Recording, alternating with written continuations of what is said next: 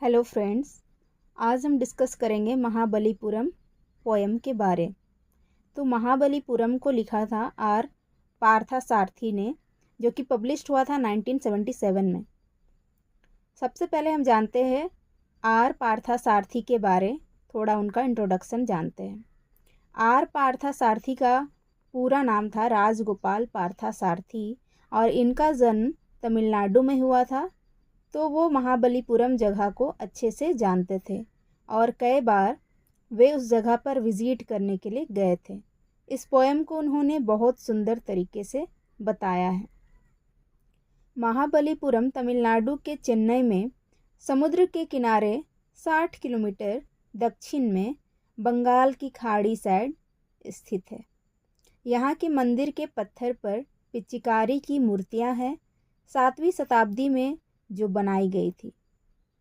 अत्यधिक दर्शनीय मूर्ति है। गंगा के अवतरण की यानी कि भागीरथ, जिसको अर्जुन के प्रायश्चित के नाम पर भी जाना जाता है। पत्थर में नक्काशी की हुई मूर्ति हमें अर्जुन की उस समय की भी स्टोरी बताती है, जब उन्होंने गॉड शिव को गंगा के अवतरण को अपने बालों में सह लेने के लिए तैयार किया था। 8वीं शताब्दी के शुरुआत में समुद्र के तट पर इस मंदिर का निर्माण हुआ था। यह मंदिर भगवान शिव के सम्मान में बनाया गया है। इस मंदिर को ग्रेनाइट के बड़े बड़े स्टोन से बनाया गया है। उसकी शैली बहुत इम्पोर्टेंट है क्योंकि दक्षिण में है।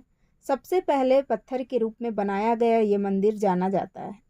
समुद्र तट के इस मंदिर की बनावट के कला ने चोला वंश के राजाओं को भी प्रभावित किया था, जिनके वंश ने पल्लव राजाओं को भी प्रभावित किया। अर्थात किस तरह प्रभावित किया कि पल्लव वंश के जो राजाओं ने उसके बाद इस क्षेत्र में प्रभावशाली वंश के रूप में कार्य किया था और ये क्षेत्र अब तमिलनाडु के नाम से जाना जाता है। समुद्र तट के किनारे स्थित ये मंदिर बहुत सुंदर है और उसको अब संसार के धरोहरों में शामिल किया गया है। ये एंशियंट मंदिरों में से एक है क्योंकि ये शैली बहुत यूनिक है, क्योंकि ये मंदिर गॉड विष्णु और गॉड शिवा की ये मूर्तियाँ स्थापित है वहाँ पे। और इसके अंदर और इस मंदिर का ढांचा द्रविड़ मूर्तियाँ के साथ वहाँ पे मतलब द्रविड़ शैली में बनाया गया है। लेकिन तभी यहाँ वर्षों में समुद्र के कटाव, एयर, मिट्टी का प्रवाह यानी इफ़ेक्ट हुआ और इसमें थोड़े बहुत चेंजेस आए। केव्स में चट्टानों में पिच्चिकारी करके टोटल 9 टेम्पल है इसमें। महिषासुर की गुफा भी इम्पोर्टेंट है इसमें। अब आते हैं पोएम के बारे।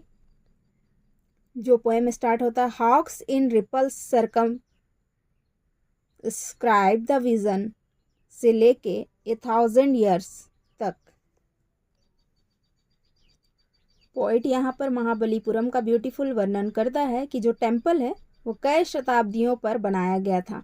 अब बाज यानी हॉक्स जो नाम है, बाज पक्षी जो होता है, जो एक शिकारी पक्षी है, वही इस स्थान के चारों ओर उड़ते रहते हैं और कभी कभी सभी दिशाओं को कवर करते हैं या छूते हैं।